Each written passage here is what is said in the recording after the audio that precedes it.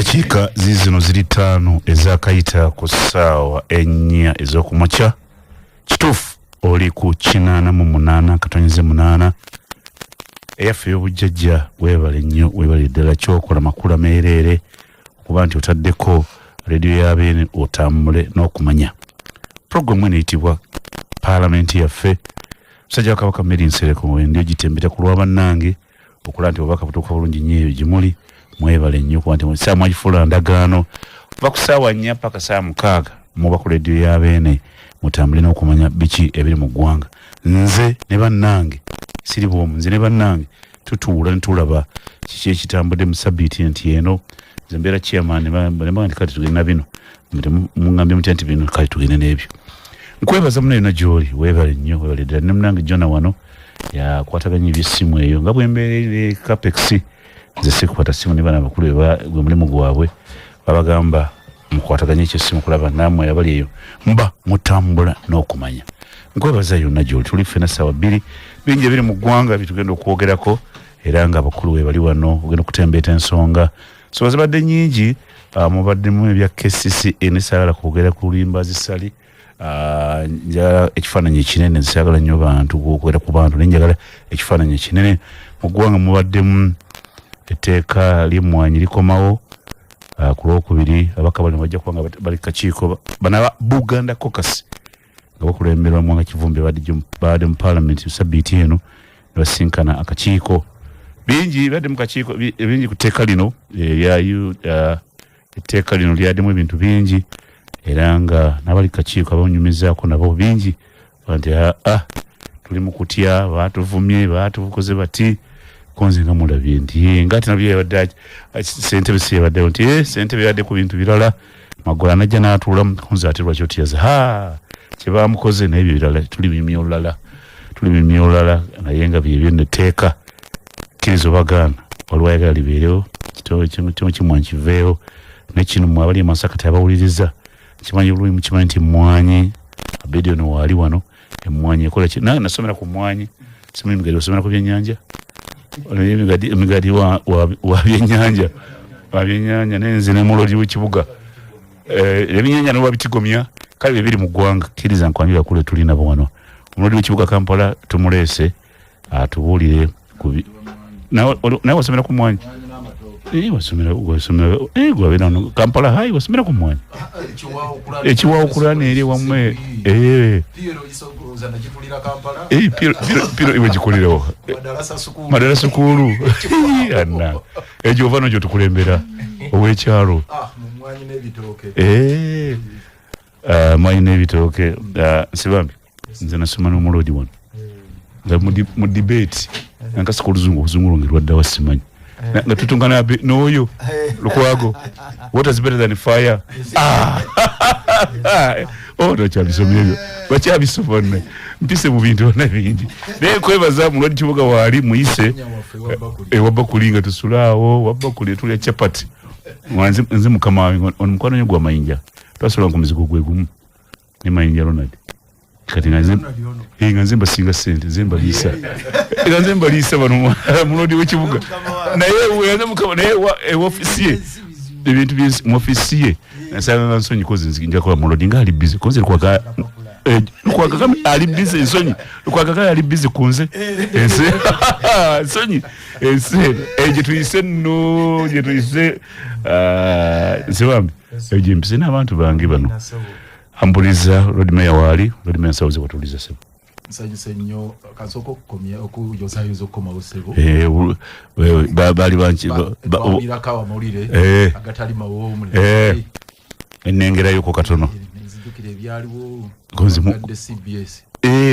noseka ndowooza olala ebyajjukira mwaka gubagala CBS nogandi omusajja akwate ekimundu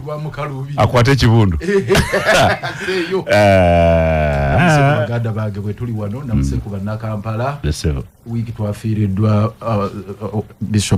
Bishop Sekad kitalo nnyo kitalo ddala saabaddewo okumwerekera nabadde Nairobi te netubaamu Lubaga Hospital okuweza emyaka 25 nebaza abatusondeddeko ku kyuma ate era ne abakoze emirimu gyonna egy'ettendo tugamba bugambi nti omukama batuweera manyi gamba Katonda alibaweera abakola obulungi kati kiba kimbanyi ekyo bulungi nnyo kati Esebo njagala ekisembayo okwe kuweereza obubaka eri muganda wange Isa Sekito abasuubuzi yalwaddenyisa rent ekigende wala medi rent yeyongedde okulinnya kati ate nga twayise etteeka mu Parliament erya landlord tenant law galigamba nti bonoba ng'oyongeza oluvannyuma lw'omwaka oba ebbanga eriyiseewo tosukkenga 10%. naye nga sementi bo bamugulawa baliwa abazimbi baba abazimbi sementi bamugulawa kummeka kwago kwago kasebalamu yekimuombe Drake yasinga okuongeza kati aina ekyuma kya sementi Drake amini ekyuma kya sementi ekyuma aina ekyuma kya sementi Road Mayor bizimbe biba kakati sayigezeyo nyo naye ne Drake we yazimba gwe tomanyi nti basi za Baganda emanyiyo nti kakati zagwawo za basi za fe zideri bali bazirina kakati fe nga banyini basi za Baganda nga tetulaja nani yatubalire seminti nga fe yawo basi za fe kati wanoge ensimbi empya oli obuze omukaze mpaka yazimbawo gundi muhanji barwana yali yawe sasa yali yawo medi kakati mbufunze Sekito yagamba nti kwagoye ekiremeza ebintu okufunira abantu ebintu bingi kugenda kuteesa n'abayina obuyinza anti bwe nagamba Lukwago buli mwaka kumanya oli muwakanyi kakati Sekito kyeyanteekako kati yateesa nga ekyo takijjaayo genda oteese etteeka likole ligire kubanga ensonga eyo nkulu nnyo nkubuulira media abasuubuzi okubanga rent alinnya buli kaseera kirinnya oyo omukulu w'ekibuga Kampala omulodi w'ekibuga alinaanye Omugalatiya sensoboza kutuliza Omugalatiya batuuliza mbalamusiza Abagalatiya mwenna gye muli so katono nnyo just kumuyita Sekito tugende mu kooti ku nsonga eyo kuba etteeka weeriri so mbadde nkikomezaawo mu etteeka weeriri balandlord tebateekeddwa kuyisa Sekito nkulize ku State Hall ne tiimu ye yakasiita mujje tutuule nze ndiredde bakulemberamu tugende mu kooti tuwabire ba landlords ababinika abongeza rent nga bamenye etteeka so Mugalatiya nsonyiwaako ekyo naye oliwe budde ate twagenze ku finals tukola bulungi twakoze bulungi nga bbiri program eno si ebyamizannyo kikulu nnyo nga bbiri tugenda kuba kyagwe munonye romansi omanye twabadde ku service katono nnyo twabadde ku seminga Kyaddondo esamba buddu ndiwe Kyaddondo gye nyize ensimbi tukolere emirimu nagenze kulaba era omutima gukiridde buddu ne mukamera nakitukolera byayogera osambisa abiri abamanyi buza Abagalatiya abatuuliza mbalamuse abakulu betuli nabo wano ate njagala era okusaasira abantu bewaffe abo kyabakuza n'ekimwanyi twafiirwa mukyala mukwaya kitalo nnyo era njagala okusaasira Chairman Bwite Nalongo Kalungi ne famire yonna olw'okufiirwa muganda wammwe mwennyina mmwe yaziikiddwa olunaku lw'eggulo ate n'okusaasira ab'enju ya Sheikh Nduga wali ebisanje Nduga yafa Nduga yafa muganda we Budala yafudde naye yafudde era yaziikiddwa eggulo ebutale abebisanja abamanyi bulungi kojja wa mukyala wange awasiza ddala waffe omuko ate n'enju ya mukulu Reverend Nyanzi namwe tubasaasidde abanga nti mufiiriddwa okuziika kwa lwaleero kitalo nnyo mukulu muzeeyi Kavuma ewaffe wali kijja bwemi tubasabira tukkiriza Mukama Katonda ajja bakola bulungi okuba nze chairman wa Roads Committee waffe sebo nzikiriza okutegeeza abantu baffe obuteeraliikirira enguudo tuli mu kutambuza wiiki ejja tugenda kulaunchinga tuli mu kukkiriziganya ne town clerk ekyokukola okulaunchinga enguudo zaffe za pavers sebo kibuga kyo tukiteeka mu pavers fe tuli innovative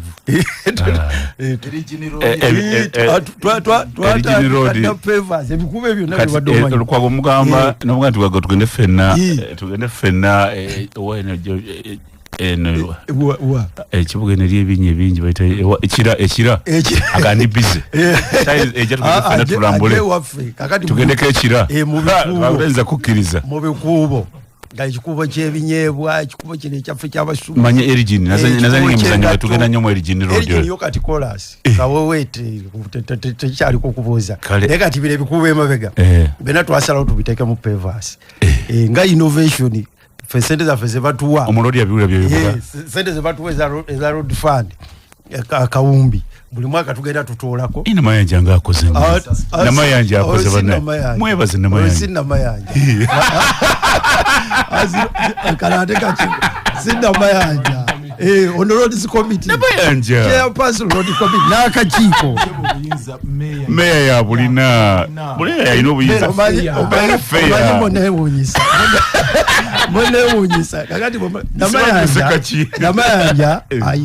ayina budget ye ayina local revenue kati ebemba mumubuuza byanjawulo local revenue byanjawulo zino zayita mu parliament kwotula era n'ebitaala aba yellow knife okuna tugenda kuteekako ebitaala ebipya roads committee ebyanamayanja road funding iyo asina road fund ono yamukula 1 billion engeri gye twazifuna bamemba ba parliament be bannanyini 1 billion abe Masaka mulira 1 billion buli olaba enguudo zonna ezikolebwa zino zetukola kasitamule anti road fund fakakiiko akasaka tuula kati ezo pavers amatala ge tugenda okuteeka ku yellow knife tugenda kukola enguudo zonna ekiziba eyo road fund yo sinna mayanja mwamulesemu namayanja njagala munyonyole bulungi ayina ebibye nesibye ebino asibye ebino awumbika MP akaba MP buli MP ayina akawumbi fe twakasaba buli MP tukayisa ali kakiiko fe ba MP akawumbi fe twakasaba buli ali kakiiko yafuna buli constituent buli district kakati city bagitwalanga district buli district yono bagiwa akawumbi fe kati wetugiwa akawumbi tulemera kukyejjamu kuba fe twakyeyisiza kakati mukyala namayanja meya w'ekibuga yemba mumwebazaako the sente za local revenue era bw'omuyitanga wano mbuuza nti mukoze eki Masaka kwezo sente saagala ziwakanya kubanga yaya asobola okuzennyonnyolera omukyazi wano ombuuza ekigambo ekikulu ti local revenue omukozesa ki kyemba mubuuza kakati tomuyingizanga mu bintu byatalimu ojamuleetera obuzibu newaffe empigi kati chairman wange ow'empigi agenda atambulaga nti olabe bwenkoze ng'ate ezo sente tamanyina gye zaava ne ku komiti abeeranga ex officio kati neeze nsirika musirizi ne muleka muganda wange oli muganda wa ng'onge alyeko kumanya kubanga tebamubuuza kiki kyokoze kati buli district ekitegedde ne Buvuma akawumbi akafuna so kali uniform kuba gye kava twakkaanya aka parliament za road fund zegatta kuli za road fund twagamba tezivaawo so kali buli wamu akawumbi kali buli wamu ate tatwaga nti ni Kampala yafuna katono nnyo bafuna sebo ene Kampala olutalo ojja kumpa program namba kubanga kilomita eri ku buwumbi 15 buwumbi 15 mairemu kakati okawumbika njagala okulamusa kuba na Buvuma badde nkuwulira wano ng'otandika ng'olaga bwe mwali ne road mayor ogambye ne Mayinja ono mukwano we gwa Mayinja nga tuli muzigo gwe boss sena sijanga mukatemba nga ni mukatemba jinajanga sen nembalabirira nonjukiza ku university eyo babogeze ku nyanja bwe twasomera ennyanja nga erimu ebyennyanja ng'era sente zirabika kati ku undergraduate nasoma ne deputy speaker wa parliament ate ku masters nensoma ne speaker wa parliament naye ku undergraduate eyo wasoma ne titi yes kati ku undergraduate eyo twalina Lugonvu Yaffe ngobatta omuyimbi wali wa DP mu undergraduate university twalinga ba UID ndaba omeyo namulaba kuvadda kakati nga DP ekiva muddi UID wajiva muddi UID nali okyali mu mutima gukyaliyo eri nali ndi mu banguliro ngoli ne bamuwanga Kivumbi Rosi na Mayanja nabo balina ebizibu ebyabo ati bali nalabanga abo ebizibu ebyabo naye kanziguse kakati olwokuba mu sente mu bizinga zaaliyo nokola nganzi unasukkawo Lugonvu bwe yesimbawo nenkwata miliyoni zaali 6 ebiseera ebyo yes 2002 bazimpa buwi ngava we nagenda mu holiday mu bizinga ewa mzee wange ati abakozi ebalaba ku mwana asoma university bali basanyufu nga ku kizinga teriko amanyi university nga ku kizinga yagenda ku university kujja omwana ali ku university so after holiday ne batandika okumpa sente nga nzira y'okutandika first year bali bomunonuzi almost 6 million so nange nenzinga nenzisiga mwani mu Lugonvu nga yesimbyewo kakati olwokuba speaker mu biseera bye yaliwo we yakola omukolo ewuweeyo ng'afumbiza mwannyina n'ayita abagaga b'omu Kampala abasudiiru baani bonna kati nga yakyajjukira biri ennyanja ekyali mu ssente n'agenda nayanjula nti ono bwe twali tuli ku university yali mugagga waffe ngamba kaira ngatamenti ebintu byakyuka dda nose ebintu bikyuka babanga mukujuza akabapulokolo wa Lord Mayor kwanza ensonyi ogambye ebintu bikyuka ebintu bikyuka era olumu bishop yali ali archbishop yali alina Sala wali ku Parliament n'agamba kati ebintu byakyuka batuuka okugabula ku kanisa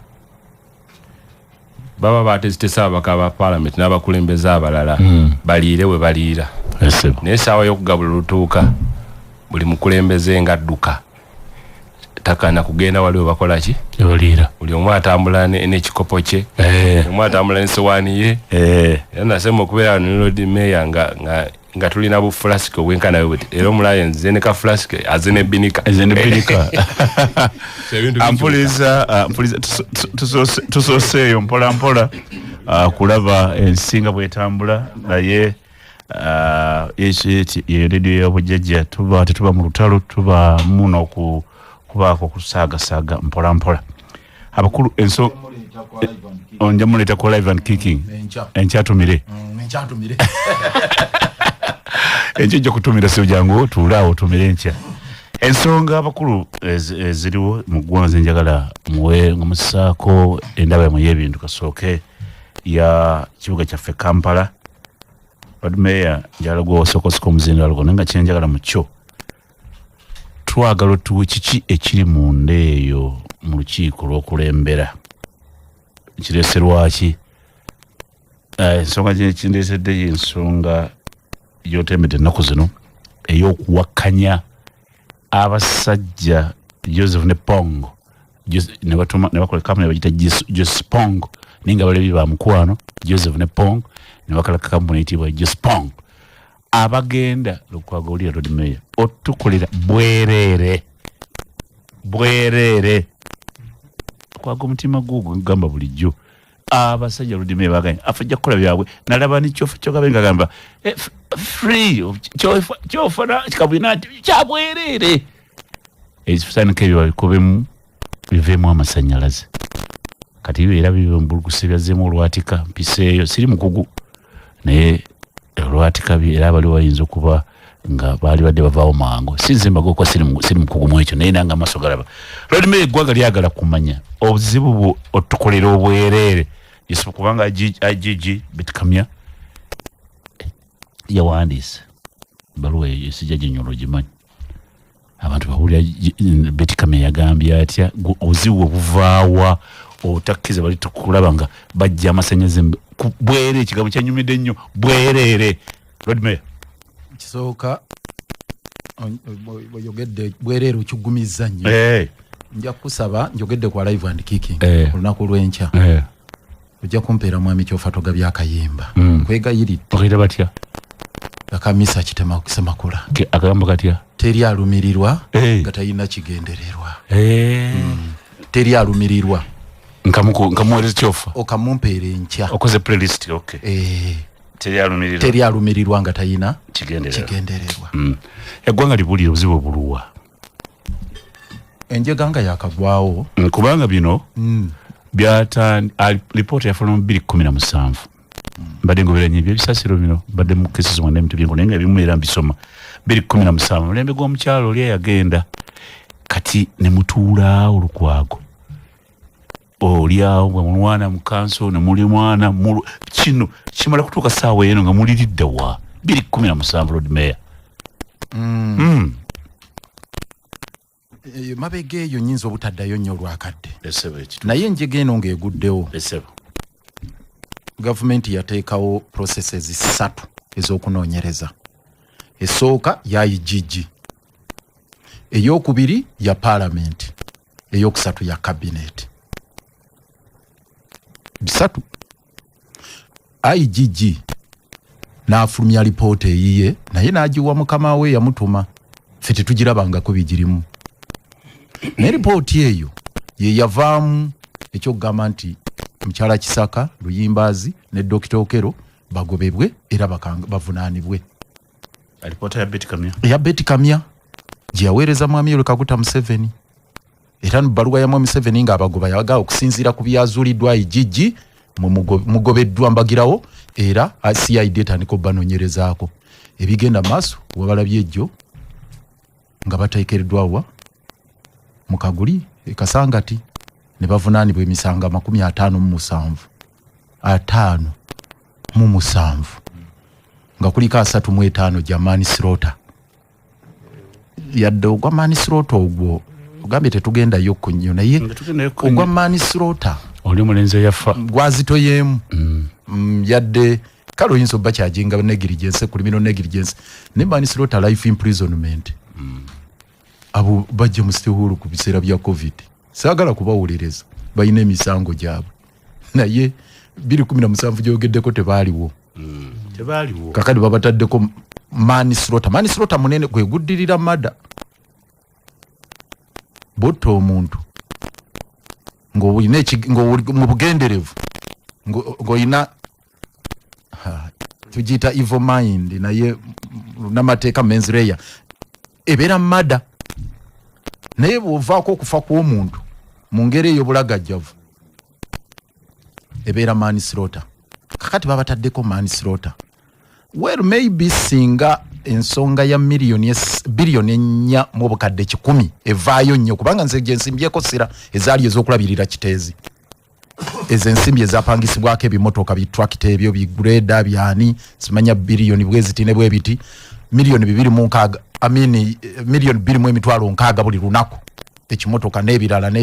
ne maramu 1.5 billion nti maramu ate nga bamujjanga ku ttaka lya KCC eriri wali ekitezi singa ebyo byebivaayo maybe katulinde obujulizi obunaavaayo tetunalaba ku lipooti. Kakati eyo lipooti emu yafuluma eya mukyala naye tetunagifunira ffe tukyabanja mukyala Kamya Betty nti lipooti gitulegiiko naffe gituweeko nga bannayuganda. Lwaki eri wa mwami Yoweri Kaguta Museveni yekka ye mukama we naye eggwanga si lya Museveni lyaffe ffenna ekyo kimanya ddi bwe nazaalibwa ne bagamba nti eggwanga liryo kubanga zo rights eziri. Anyway, process ey'okubiri nga ya Parliament naye bulijjo tugibanja lipoota. Ekirungi wiiki eno lipooti yafulumye akakiiko ka Sseggona ke kabadde kanoonyereza akakosase lipooti n'etwalibwa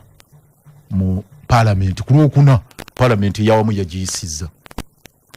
ng'erimu ebirowoozo byayo birungi era ebimu ku byo byagambye ne baminisita ba Kampala bakangavulwe ne Ramadhani Gobi naye yategerako ku nsonga eno nga PSS tinatawaayo nsimbi za kutereeza kiteezi naye akangavulwe. Yeyo lipooti Parliament gye yayisizza. Kakati tulinze okulaba oba baminisita ba Kampala ababiri ne Ramadhani Gobi nga Secretary to the Treasury nabo bagenda gattibwa ku charge sheet yemu ne mukyala Kisaka ne banne. Ekyo nakyo tukirinze kubanga watekeddwa okubeerawo obwenkanya nti bano baddanga nnya babagambye baddanga nnyo ogwe 11 olwalero ziri 10 na mmeka 19 baddanga nnya na bano baali basanzeeyo eri minisita ababiri Ramadhani gwe nabo baali basanzeeyo naye ekyo katulinde kibagendo kikole kuba nayo nero report kati report eyokusatu we wali akalumanyo era akalala ye ya cabinet yagambe egenda kuwayo bilioni 16 ezokutereeza kiteezi kati awo wali omulio medi bilioni 16 ezokutereeza kiteezi n'ebirala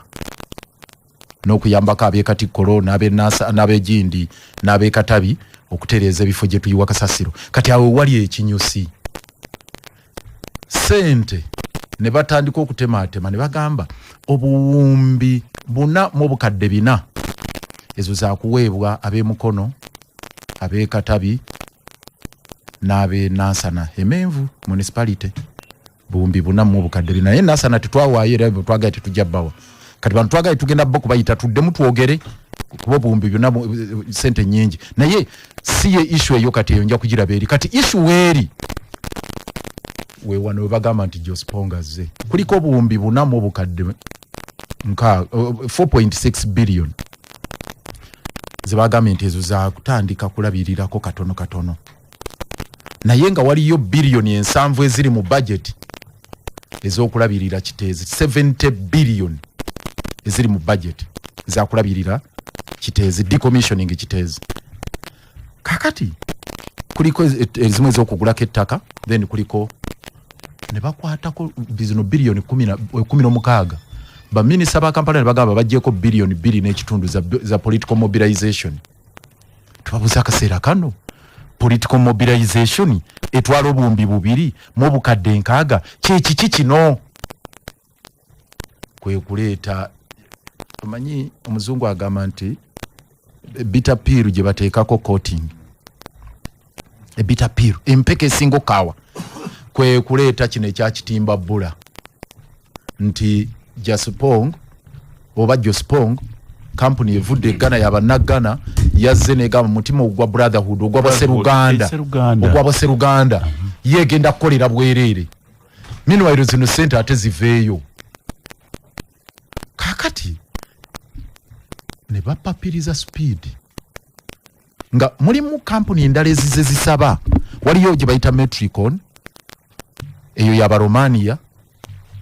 waliwo endala video egamba egenda kola masanyalaze Electricity Regulatory Authority yagiranze eddane mawulire waliwo endala bagiyita Fukuoka University Fukuoka kati Fukuoka yaba Japani yegamba ina ne method yayo gye okukozesa okujja methane eyo okugaya kasasiro naki eyo nga nayo bagiwandikira ddama baluwa ne banka yaba China already prime minister naye nga minister wa Kampala mukyala Amisa Kabanda nga yabawandikira ddana mabaluwa tutandike mu abafokuwaka kakati mukyala minister Kabanda wandikira abafokuwaka aba Japani abagamba mwe mujje mutuyambe mukole kino eno omumyuka we kyofa togabye ali nyanyonyi agenda Ghana mukyala Misa Kabanda yaleeta ba Japani ona aleeta ba Ghana kakati ono yagenda Ghana yadduka emisinde olwatuuka ku kisaawe teyayimirira namu yasibira kiteezi ng'akwata site ng'agiba kwanga nti mu bannagana kakati mutandika okukola kiri mu buyinza bwa nti dutawa waliwo amateeka ga procurement PPDA Act waliwo amateeka agogera ku feasibility study amateeka ga procurement agagamba langa yita process bali yoke bakole kundwa kakati nadduka ne bagenda ne bakola memorandum of understanding oba agreement yaba nabagana ne bagamba kati executive director signing fe ku kusitukira mu command tetuka banange ngiririze katono nkwebaza kwa nti wali ku mukutu 8 program gy'olya yenyini eyitibwa Parliamentary Yaffe omulodi yazze mu bana company gwa mumanye biki ebigenda maaso eyo mu KCC nga ensonga ebadde lwaki mpiseeyo ensonga empisizaayo okaya n'okuliyo ajiji yakola reporter teyali mukaya na nalagira bino ne byava mu abitegedde mulembade mugawulya nenze wembade njagala nnyo mutambule n'okumanya Lukwaga avaawa mu road okuwakanya omusajja agenda tukolera obwerere kampuni enjini bajo yakoba kitagjesopong yatandika 1995 nga printing pressing kuba mawuli kuba bitabo nejjanga egaziwa nekola ne banka kakana ngati eri mbisaaniko kasente erina sibaavu abaina mutima gwa Afrika EU gitulimu ne Lukwaga ekyo takiraba kwago kanja kutegeza mpulizo ya Jolly Lions Club ya Kampala East nge bali wamu ne Mengo Hospital Eye Department bajja kuona kusisa lwa maaso kusana ne kuzomwezi nga 2021 akusandi Jude Catholic Church Naguru okuva ssaawa 3 ez'okumakya kusiseno lwa bwerere era nga lwa abantu bonna abakulu n'abato ebinaakolebwa mulimu okebera amaaso okujjudde kujjanjaba amaaso omunaago ageetaaga galubindi okulongoosa ensenke okusomesa ku bulwadde bwa sukaali okukebera pressure okugaba endokwa z'emiti egy'ebibala n'olwekyo mujje bangi Lions Club Kampala East we serve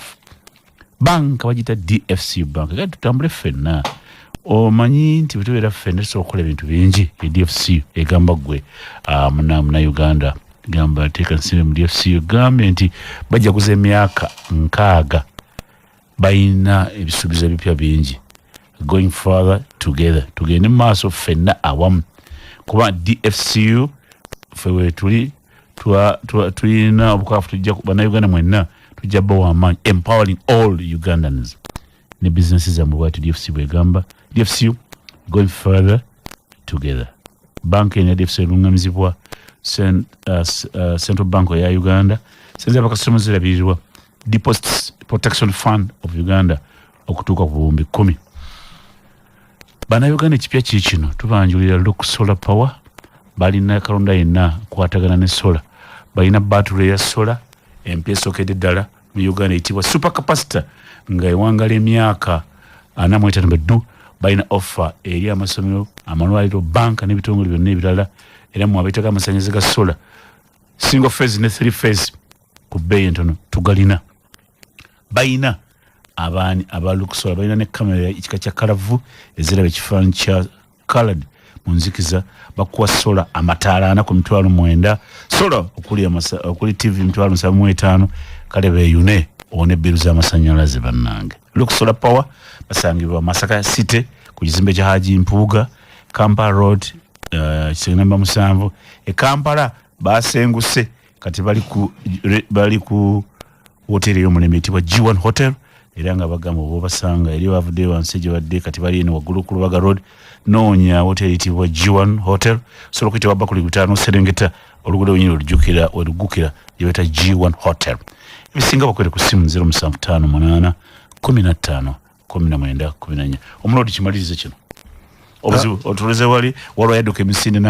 n'agenda Ghana awandikira abe Japan mujje tuliddemu omulomania tuliddemu abalaba vida bali bote tulamanyani abatembeeta eggwanga lyagala kumanya bano basaba sente bilioni 16 tandikirawo naye nga sinagenda katukafu yako konna ekintu kino oyogedde omugundi njagala okuwaako ekifaananyi oyogedde ku ono omunagana gwe badduse emisinde n'agenda emisinde ekiteezi ne bamuwa ettaka medi obuzibu obuluwa kanzije ku buzibu bwange bwebuli omufakitika batandikira ku ekyo kite ekyo yes processes zibeerawo enteekateeka yes naye mba mufiiriddwa muntu mubeerako enteekateeka nemugaa tufiiriddwa olukiiko lutuula era mumanyi medi mukuluse buli bakitaffe bwe yafa mwatuuzawo olukiiko nga kati enteekateeka eneebeera etya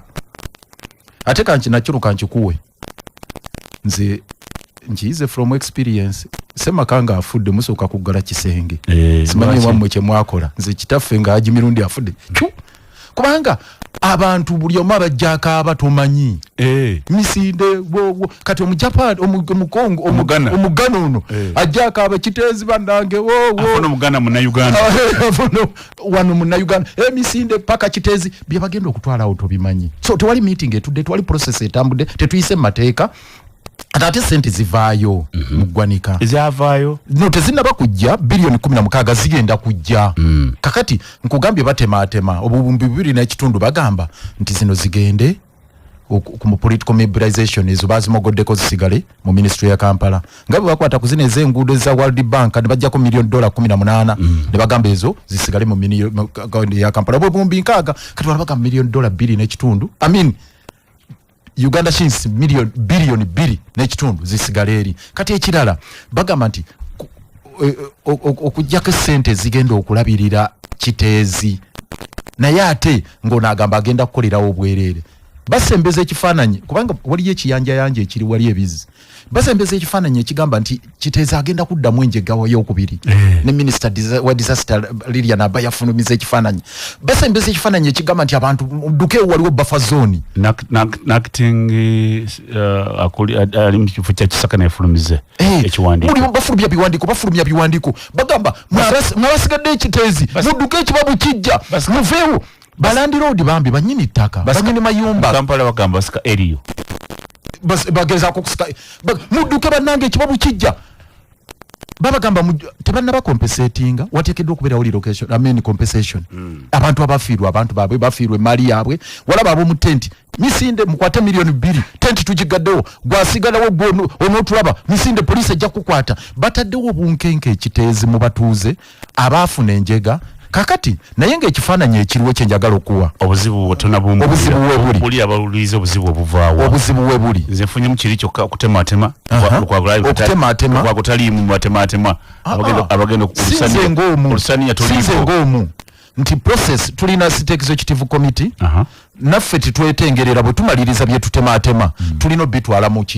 kanso bw'emala okubiyisa biryoke bigende mu cabinet mu parliament mugundi mu waba minister.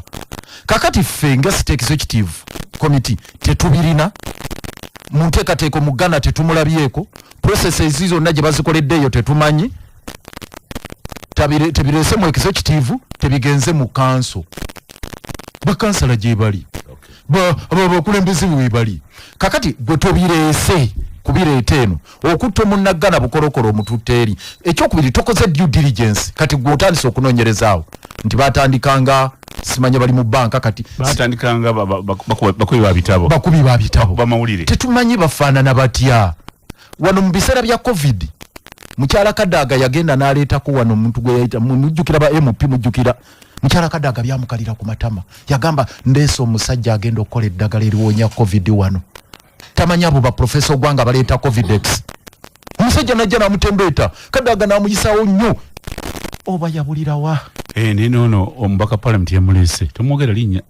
njaddiku yogere si mubaka yekka emwogere waliwo omunene nja mukubulira gyali mu Parliament linnya lyoli owa Parliament yamulese kave mulango kakati kyenjagadde okuzingazinga mwebyo byonna nga mmaliriza nti waliwo be bayita ba crisis merchant abafunira nga bwe mufiiriddwa medi oli yajjaga nze nsoma amabugo nakwata ekitabo naye nga ne mu family tumutegeera bulungi crisis merchants kakati abo baddiira abayagala okudiiringira mu njega kati oyagala kukola kiro dimeya n'olukikulu nemikiteeka kugwe mwagala kukola ki wonderful kyetwavudde twekubira omulange wa igigi ng'ofiisi ya gavumenti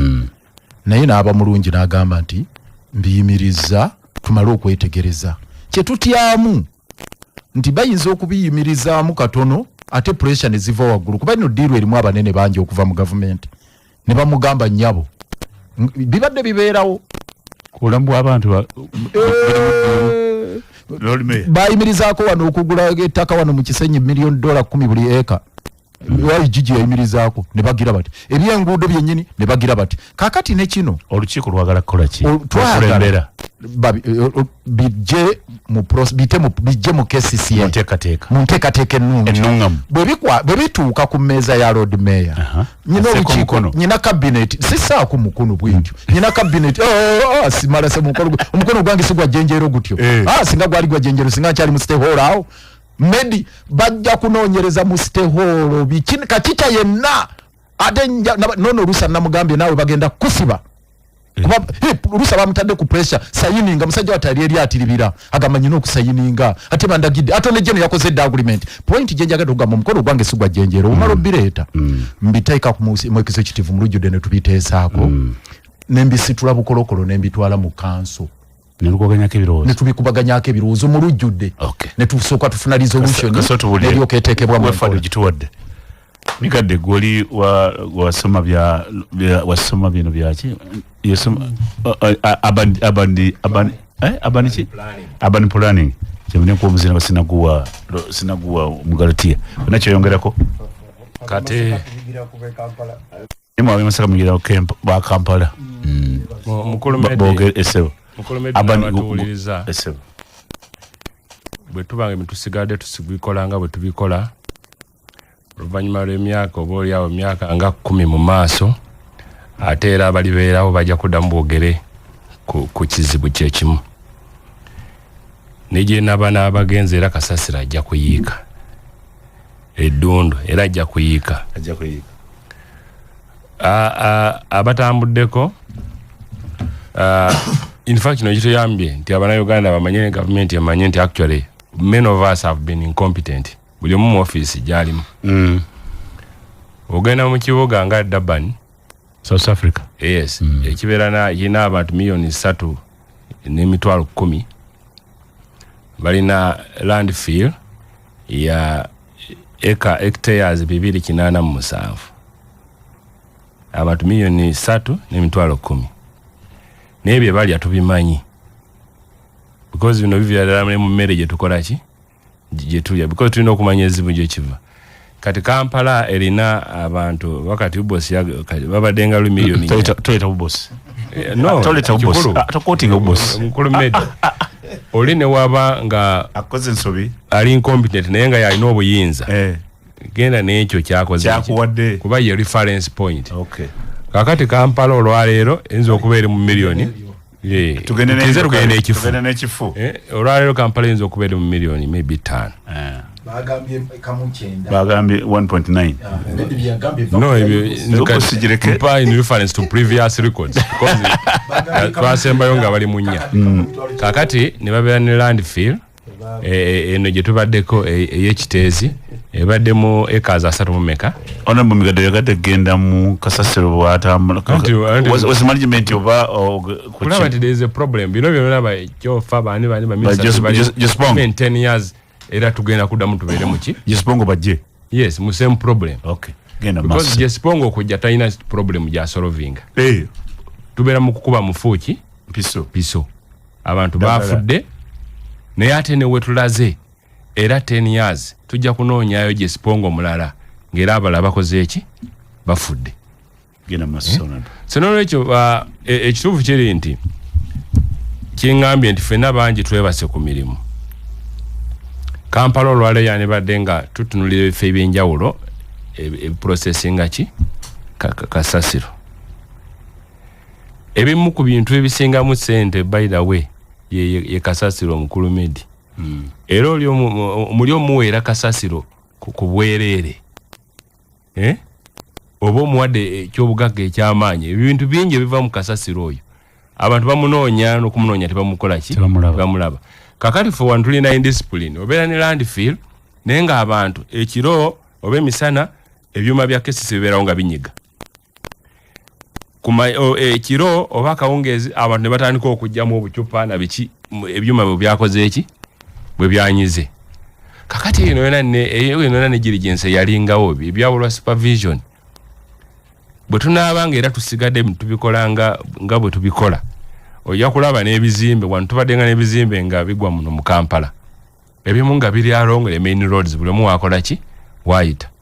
reports ezifulumye ne zifuluma nga waliwo ne diligence abantu abamu ne bakwatibwa ku nkoona njukira waliwo ne physical planner mukama Musaasire yawumula agaba KCC by then executive director n'agamba bamu interdicting okumala akabanga niyo kubira endolo wa president agamba mumuzeewo ne terminal benefits zonna nabakole ki bazimuwe so enkola y'emirimu oli yafa yagenda mu operation eruzira abantu ne bafa awumule mirembe naye anti kye kyekugambye yatta abantu eruzira naye awumule mirembe naye yatta abantu kye kyekugambye nti out of emirimu egyo butagikola bulungi oli bamuinterdictinga akomawo mu office with full thing kakati honorable Migadde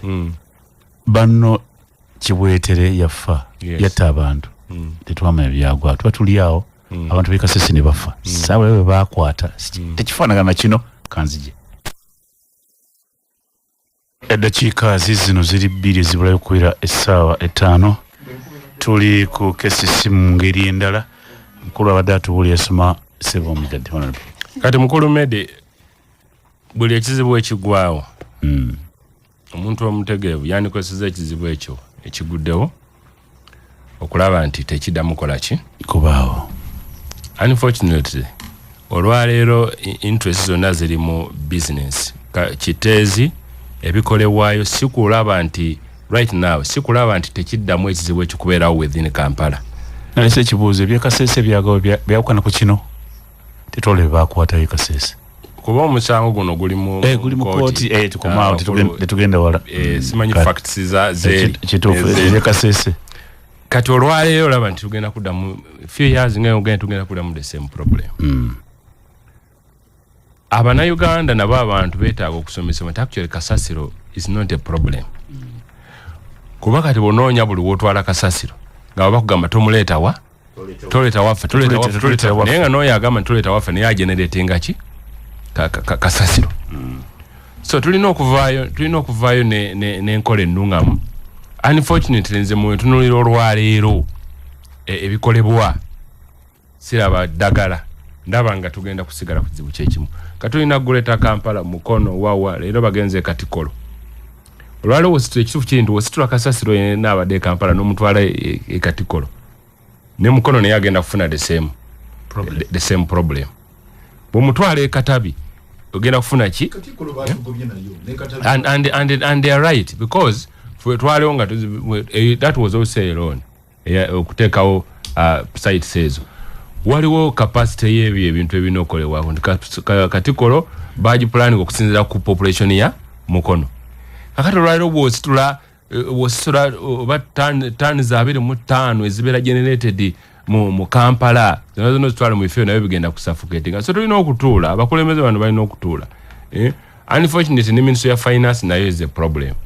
because bwe mutuula buli ekivaayo kirina financial implication and ministry of finance in fact bwe baba nga abantu abamu bakukwata ku nkoona ze ndowooza nti twandibadde tusobola kubuusa PSST kyali tusobola kumubuuka kuba twafunye report Honorable Segona gyalese olaba nti amabaluwa walingawo correspondences ekintu ne kibeera mu budget unfunded priority okumala emyaka n'emyaka so bano abantu oluusi bayinza okuba nga bagayaavu naye waliwo wootuuka n'obasaase n'ogamba nti kati ministry ya finance has failed to provide money mwaka ku mwaka oyagala oli agenda atunde ettaka lye mu nsi ezaakula omuntu oyo aresigninga oyo ogamba nti nze nsabye kino na kino myaka ku mwaka muganya okola ki okwewala ebinaddako information katono nnyo buli mwaka kwekyo Kisaka Luyimbazi n'Okero tojja bateekako musango kujja okuziteeka mu budget buli mwaka bajje baziteekamu nga tebaziwaayo ekyo yonna kivunaana sina PSST eka kwekyo kyembadde ngamba ekya gundi PSST eka ne minister wa finance ne General Kaguta Museveni ye minister wa finance obeera otyawo nga kiteezi tomutaddeemu ssente bano be yakutte balina kubavunaana ku zine 4.1 billion ezibadde zibeeyayo buli mwaka ez'okulabirira kiteezi okupangisa ebyo ebyuma naye okudecommission nga kiteezi n'okuzimba ewalala oba ddundu oba luddawa ogwo teguyinza kuba musango gwabo be bakutte abo abavunaanizibwa bali eyo waggulu mu gavumenti ebintu ebimu crisis webeerawo waliwo abafuna ekiralo buli crisis nemweno kasasiro nga abutikidde abantu waliwo abagenda okugaggawala bagenda gaggawala yeza mu bitundu bibiri mu kunoonya ettaka eddala ku speed oba mu bano wano nyino lyagamba nti wanaawabitikidde abantu nze mu mpeewo olina n'okujjukira eryo ttaka Land Value Kampala yagambye nti ebifisano ebikyalina makulu bino naye Land Value Kampala nayo ogimanyi nayo ng'obijjeewo sekendi okusooka mu kunoonya ettaka kyayogeddeko eka baali bagitadde ku miliyoni 2.5 era nga bagenda kulangirira ekemu buli eka nga ziri eka 2 ze twagala kakati we bagenze mu cabinet mwami Museveni agamba nti eka 2 tebimala twetaaga eka 4 kakati mwami Museveni yagambe zeetaaga eka 4 eka baali bagitadde ku 2.5 ne tulwana era okukibasuuza kati oli n'alyoka agamba ate bali kwago baagala ki twagala gula ttaka ate balwanyisa ttaka mulabeka omanyi bateekawo kino ekifaananyi mulabeka Kasasiro ali mu nguudo mulabe wano abo tebabaagaliza kyofa tugabe yabagambye muyole Kasasiro mumutwale ku mulyango gwa Lukwago tayagala Kasasiro abaviire naye ngeri takula buli eka 2.5 kakati bagitadde reserve price ku eka 10 bwe twamaze kiri at least twakirwanya ekyo ne tukiwangula ku 2.5 bwe twakimiriza ne kivaayo kati bagitadde ku buli eka 10 nakyo tukyagamba eke ko wansi ku kiwa 10 Abed obabe Kampala bayogedde tulina kyogere gwe Masaka sebo ekisooka ekinewunyi njatudde ku mwanya kaongerekedde kyanga 3 zokka ekinewunyisa ku bintu by'ekiteezi si bya leero naye nga tulina gavumenti nkugambe 2017 tulina baminisita ba Kampala 2 tulina gavumenti tulina bambega ebitongole bya iso bya military buli kintu kyonna kiri awo kiba kityanga obudde buno twogera ku kiteezi ne watuuka n'okubeera y'akabenje bamukulu kwago batuga nti abantu bakyaliyo ne wansi abogerayo abatalabikanga bagamba 10 abaafa bali 3 mu 5 wali 10 eritalabikanga naye bulijjo nindirira olunaku ndabe emmotoka za pulezidenti ne ttiimu ye nga zoolekera kiteezi ebyo byange nga Masaka ewekyalo kubanga ekifo omufiira abantu 35 oliyo ne 10 abantu families nyingi zonna zibonyebonye naye ng'ensi etambulanga bwe yabadde nga tewali kikyuse mukulu Medi bw'olinnyanga ku muliro kulyanda n'otasitula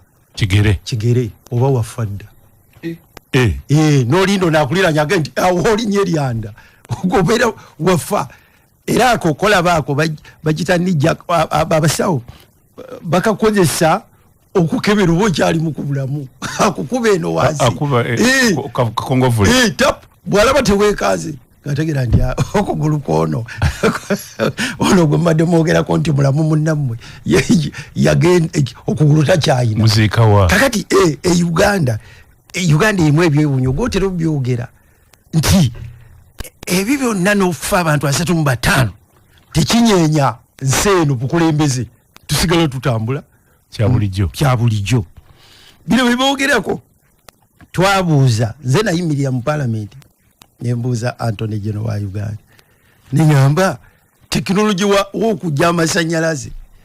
n'ebintu ebirala gaasi mu bisaaniko si wakakati ali mu nsi yonna akozesebwa nemugaa nti naye mmwe nga gavumenti mwalemesa ba investor nga mutadde bbeeyi ennene mwagala batuguza amasannyalaze ku kabeeyi katono nnyo ate bo gajja mu bisaaniko nga bagajjamu na bbeeyi nene naye mugalanga nti bwali kakyogera ekyo twakirabye bo bakakiraba nti era twayisizza kampuni ne tugikkiriza etuwa amasannyalaze ku sente 11 etuwe ku sente 11 kubanga bo baali baagala ku 5 nga bagamba buli asanyaze goteeka ku grid ku wayezo bakaguguza ku 5 kati ne bagamba nti eno kampani bagiyisiza ku 11 kati olwaleero ate neewuunya abaganda gye bavudde ku fulo ya Parliament nze kuli akakiiko akalondoola ebisuubizo kati kyongenda kirondoola kasampulidemu abagana kasampulidemu abagana gye baavudde kuba kiri ekisuubizo kyaga yaga nti twamaze dda yagamba yayogera nti kuba biriyo bimanyi bibeera byansanya bibeera biwandika yaga nti twamaze dda okuyisa kampuni ne tugiwa kakati ate mpulira yene ate eyagana kakati kiba kitegeeza nti ebigendererwa bya gavumenti eno okuyamba abantu baffe mu kibuga kino bitankana zina lindowoozayo meeting naye neewunyisa nti teriiyo etuddemu Lord Mayor nga chairperson waayo ye president erimu Lord Mayor erimu Prime Minister erimu ba minister erimu n'abakugu Lord Mayor baakola nabo nga batudde mu kifo ensi yonna ya Uganda ng'eraba batema amakubo okutaasa Kampala ku bisasiro ensi ezigenda mu maaso ebyo bibeera nnomo ng'ogyeko ekibiina mu baakulonde mugenda ne muyitiriza biro ebibiina mu baabalondera kwegande neewunya nga Abaafrika oba ani yatuloga Abagalatiya ekibiina kyakuleeta buleesi ne kikuteeka wali naye ng'ogwe president wetaaga okuyita abantu bonna mukulu kwago waliwo nawulira simanyi oba byali bituufu twali mu Parliament oyo twali natubuuza ku bya kiteezi Prime Minister agati mbadde mu meeting ne Lord Mayor n'abalala saamukubira kukakasa naye nga ebyo bye esibu tono nnyo enjega yagwawo nga 10 ku Saturday twalina Lilian Abero ye yajja ne tubeera ne meeting ku site ne tukanyako ku byasooka ne Red Cross n'ebirala ne okulaba emirambo giva bigitane eyo meeting bwe yaggwa ku Monday tuddayo ekiteezi Prime Minister ajja ayitawo meeting ey'amangu mu nkuba ku site ye yasooka gye yakubiriza ye yasembayo gye twalimu akati fe baatugamba birala baga nti babadde batudde wa Prime Minister bateesa ne Lord Mayor ensi bwe tuba tunaagenda mu maaso kati olaba ebadde ekiteezi bingi abadde bubezi politics si kuyamba bantu gwenda boyo politics government eri mu politics abantu bali mu politics ne babantu nga basigala bali mu kizibu mukulu Nsereko nalike Nigeria bali mu kukyusa mamotoka ogateeka ku gas nacho gas ava mu bisaaniko ng'ebyekiteezi n'ava n'eno gye tugenda okusima amafuta ago kubeerako gaasi wa mirundi mingi n'omukuzi avaayo nacho gaasi naye n'ekiteezi mungi kubanga ebisaaniko bivaamu gaasi gwe bayita messene bwe bamukompulensinga ne bamunyiga bwe bati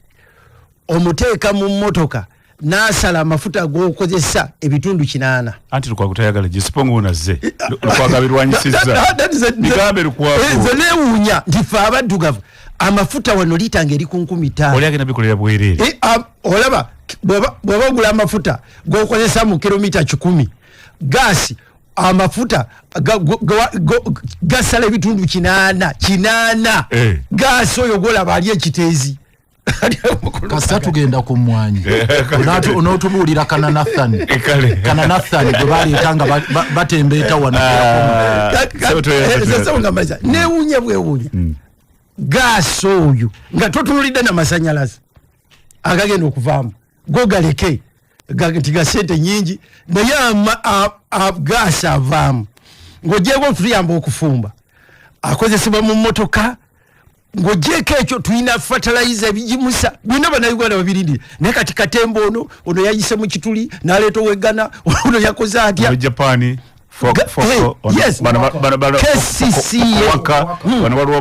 Romania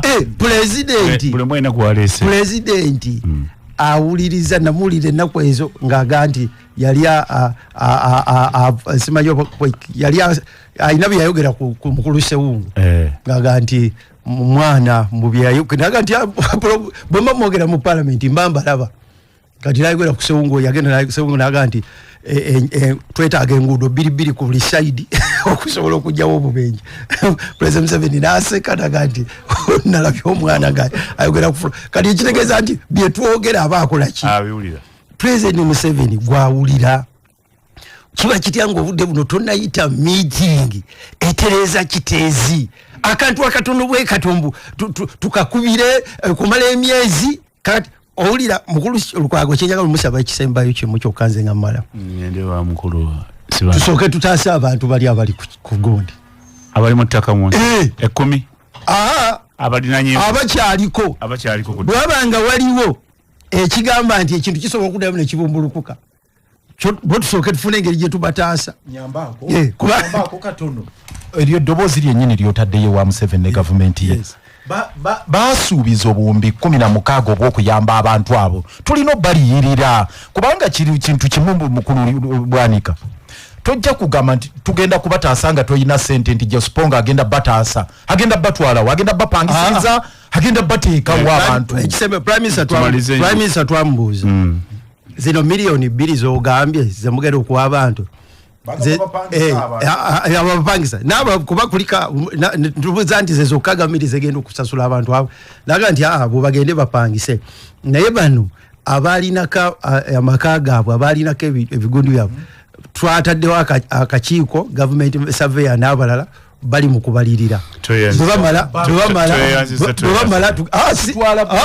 nze siri mu kubasaasira nze nkubulya bye batugamba kubanga ekyo kakati ate kyobuuza kikyo nga mmeeya gendo wa prime minister omugazisebo nyabo sente zisasulwa ddi tweyanziza kumemuvembula katono ndabe nsibambi yebwalaba ensonga zino tukwate ensonga endala emu tuliyite weekend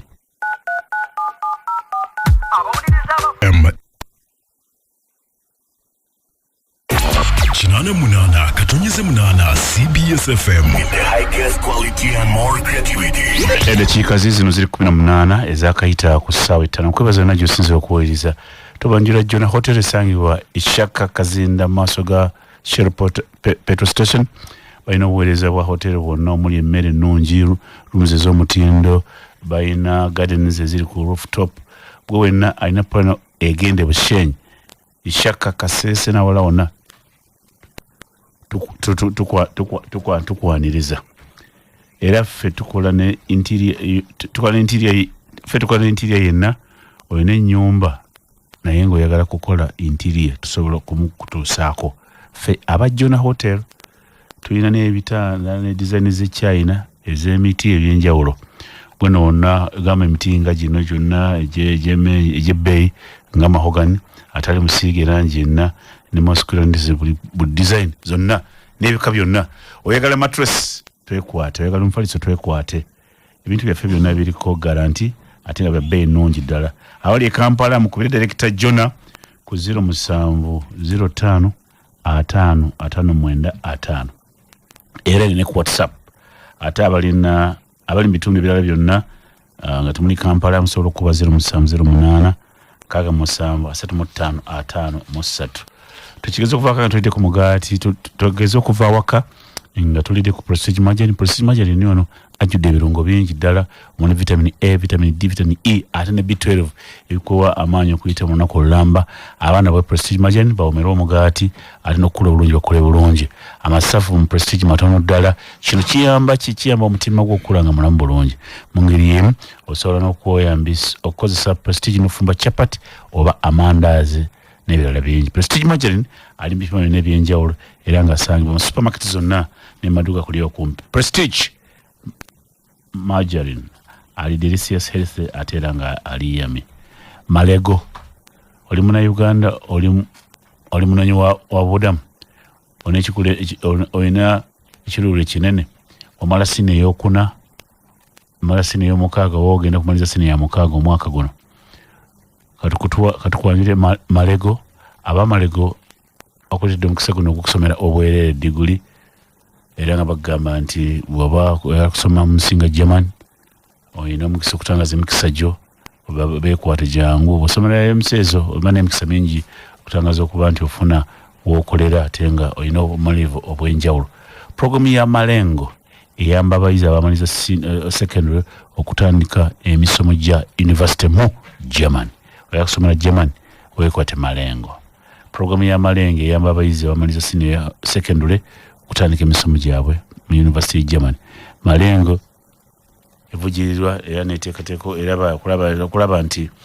gwe eyamba abayizi kumaliza programu yaabwe ya bachelors mu university za Germany zonna. Bo mukisa bagulina abamalengo kati bakabuuza nti mbafuna nti abakubire ku simu 0775 08 512 yagala kusomera Germany.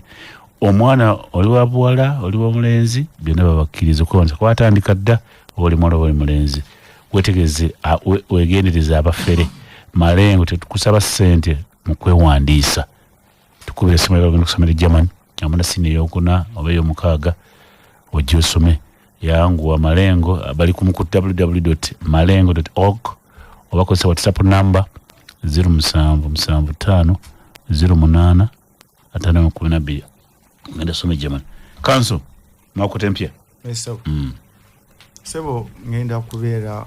mwangu nnyo kubanga bakama bange bayogedde ku nsonga eno ate akaseera akawanvu tubadde twogera ku kintu ky'ekiteezi. Nze obuzibu bwe nnina bwe nalabye nga tuwandiika ripooti ya Kosase Kwentuula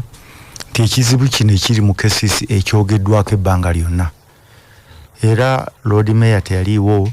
ne Deputy Lord Mayor mukyala Nyanjula yajja ku lukiiko olwa Kosase ne Kisakana ne ttiimu ye ne minisita n'abeerawo. Ekyatwewuunyisa nti bino byonna bye tubuuza ne bituwandiika bye bibadde bitambula era nga n'ebiwandiiko bitwabiraga mu Parliament. Lord Mayor bw'abadde ayogera wano simunenya naye njagala abawuliza balitegereze wabadde ayogera agamba ne bagamba ne bakwatako obuwumbi ne twebuuza kino kiki ekigenda mu maaso ne baleeta ekitimba kati buli kimu agamba ne baleeta ekitegeeza kikitwazula kyekizibu ekiri nti obukulembeze obwabwe obuyinza abalonzi ne bannayuganda neteeka eryo bbina eri obuyinza buli mu authority ekulirwa Lord Mayor. Kati bino byonna bye batambuza abo ne bagamba kitweraliikiriza nti abantu bwe twawa obuyinza tebabulina. Kakati Parliament zina bagamba temumala na budde nengamba wekitiibwa Seggona bino bimuwandiika obuwumbi obigundi bwagenze bino ebyo bye bibaddewo. Ekintu kibeere ekintu kimu Parliament mwe mulina obuyinza okubuuza bano mu abatalina buyinza bino bwe mukola lwaki mubikola. Tera tujja okuyisa budget nga tugiwa abantu abatalina buyinza. Kati odime yaga nti obuwumbi babunoonyereze eyo babunoonyereza ku musisi babunoonyereza bajja bunoonyereza ne ku mulala gwe banaakola ki tutambulire mu saako tutambulire mu saako. So kati problem eri naffe bamemba ba Parliament tubuuze bano nti mmwe muleeta budget zino bwe mutuuka kwano ku monitoring kiki kye twaligenze ntubaga nti sente ezo ze mukozesa muzikosa under which authority. Kwa Lord Mayor bagati zino sente zijja ne bazirira eno zino zigenda kujja ne bazirira eno batemyetemye kiki tufunamu basically gogo tuwadde obuyinza bw'oboze eno nga olabye ddala waliwo ababuwambye kiki ekiyinza okukolebwa bwe kiba kirebye at that level then there is a problem. Nze ndaba bino byonna bye twogera bagenda kuzimba landi rifiirwa ebyo byonna bijja kutambula nga tutambulira mu saako okuggyako abantu abali accountable tuffe kati Lord Mayor aba batakoze tusobola omugoba bali kati oyakyusiza n'aleeta abalala tetumanyi yabajeewa agambye tewali procurement gundi ezigendamu kati ffe tetulinaako obuyinza kubagamba kino naye tusobola omugamba ki butazza buyinza n'okusalawo mu Parliament mu bantu abali accountable kuffe tusobola nti mawokota empya tuli ku bunkenke kubanga nabaga nti toddayo naye tuyinza kubeera nze nsomeseza governance ekyateesaawo organs ez'enjawulo ne zibawa obuyinza accountability. Kakati bino byonna tuliko program ojagimala onakubulya nti eggana bajjamu amafuta tibajja gajjamu kubanga abandi badde okumakinga sure nti ekyo kikolebwa tebalina power ate abalina obuvunaanyizibwa ffe Parliament twemegamba gati oli aganye nze si believing nga bino tugende wa Museveni atuuze olukiiko under which law Mayor ne council ye esobola okukola omulimu ogwa Museveni because it's not even delegated authority. Teeka lyabo obuyinza. Kakati bino baga nti road mayor akabye akole ki munga mu aba parliament mutunde yes nayogedde wali utobaddewo tinagenda mu parliament nga nakiro 84 kati nankaga munya kubanga ogenda otunula skali ga kulumya nnyo no laki labatadde muno ganzi siri mulwadde ne institution ogitunulira kakati nomwandika report after report kati musabane ya igigi musabane yani report zino kiki pesa ekyogera kati gwasema governance kyali bade kitambula kitya kino okutambula fe tubakwatira ku budget tetugenda kuyisa budget yenu unless you do the following ngamateeka begagamba kubanga sente gye tuziteeka abano zirondola mwabakasuka did very clear authority yerina power authority is the Lord Mayor and the councillors bali bukozi bano ba technical officers yanze mbewu yatena medi mukole ensobi kati senga tuze wano ne bagamba nti kisakaze soga kugera ku lukusa ngamuga nti ye nankuru ngata asinga Lord Mayor mu protocol kakati basically mumulowooza nti ye minister abo bakabanda n'abalala balirida wamuteeka tebaliwo niyodaga nti ate central government yagitwala eteeka kubanga abaali kwale bali representing abantu so basically obuzibu buli awo lwaki tegenda mu nkola obuzibu buvaawa kufa abamemba ba parliament abamu zisaga kutunira Museveni kubanga olinawo bagambira tetujja kukwata sente za miwa musolo tuziwe omuntu atalina buyinza muteeka kuzitunulira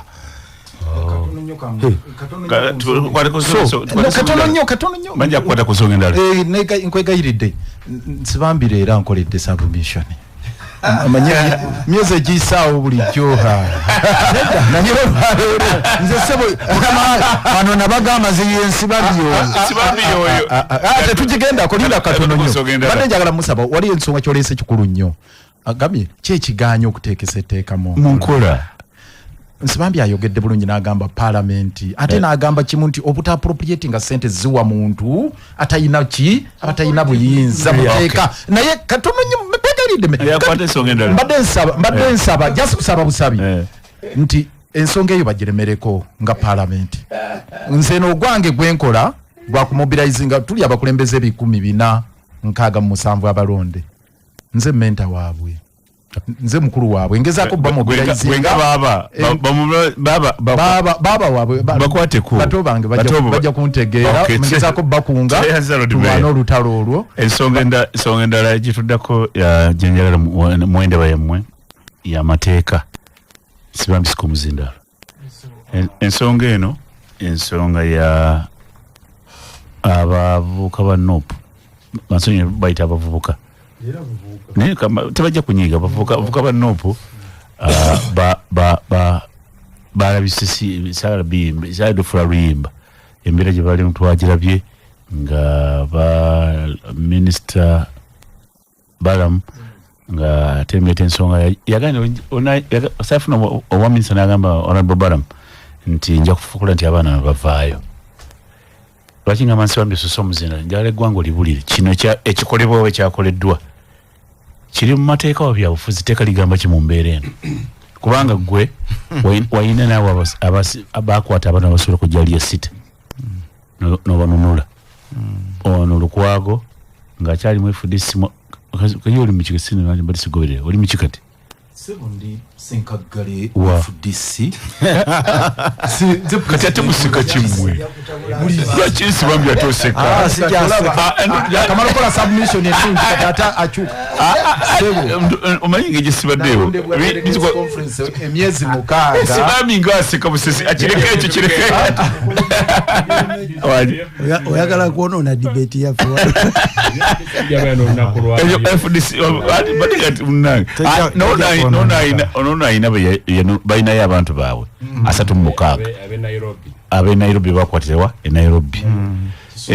Kisumu e Kenya abo bali 36 bano abamu lodimesi siyamulabudde bunyisi bami kino kitegeeza nkozesa ku omuzindaalo mateeka ligamba ki bwana Medi oba kyebyafuzi mu kusookera ddala waliwo ekintu mateeka Lord Mayor gyekigumiza kibaita conflicted kitegeeza waliwo ensonga zoyingiramu ng'ozoogera n'ozoogera ate mu ngeri ey'amateeka ng'ate naawonamu obuzibu obutonotono. Mu kusookera ddala nze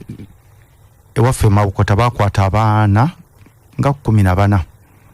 mu kaseera akalulu nga tekanaba kubaawo, era tugenda okulonda nga bonna bali mu kkomera ne babakwata ne zino ze bayitanga drone.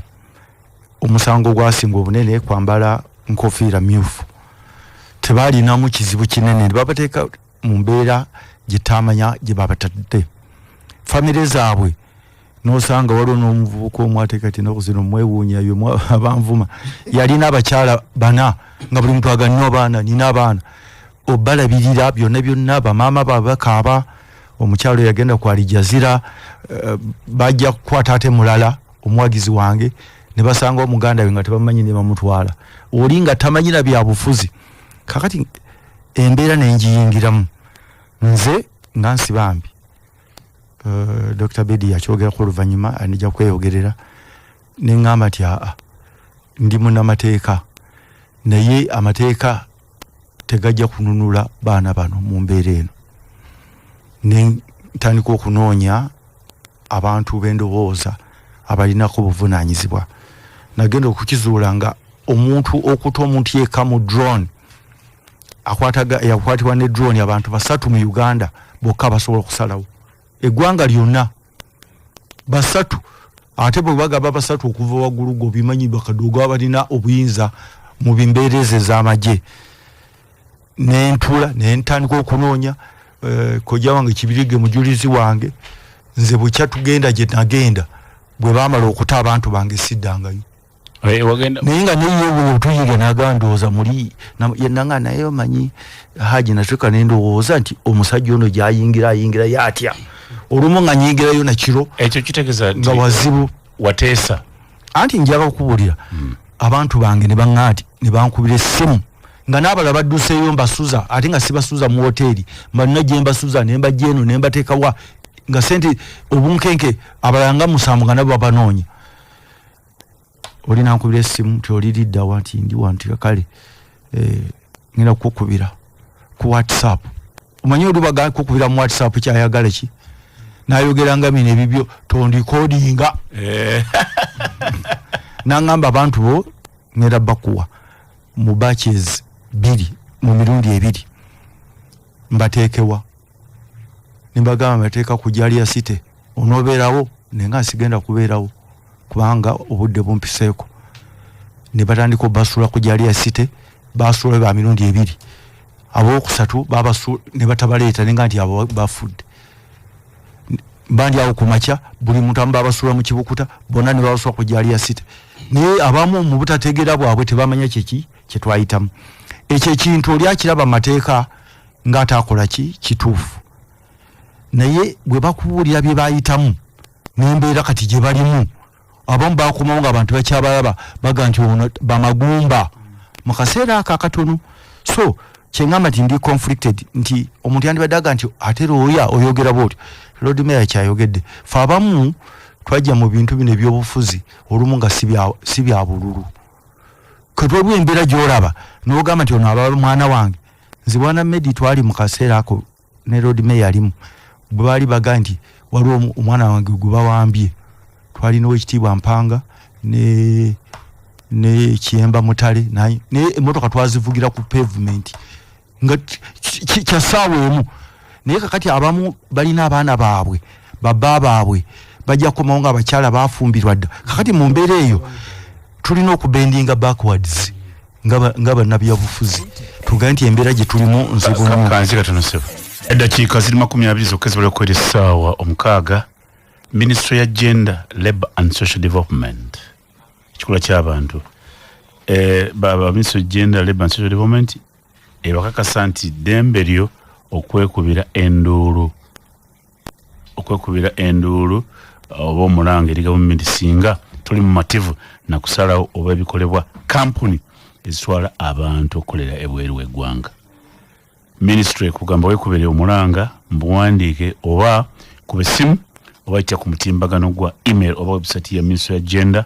Labour and Social Development oba ku mikutu migatta bantu egy'emisu ya gender, labor and social development nga Facebook oba ne X. Osobola okutuukirira embassy ya Uganda wamawanga gwanga mwoli. Gavumenti bagikuza nti kino si kyakuwaliza buli muntu.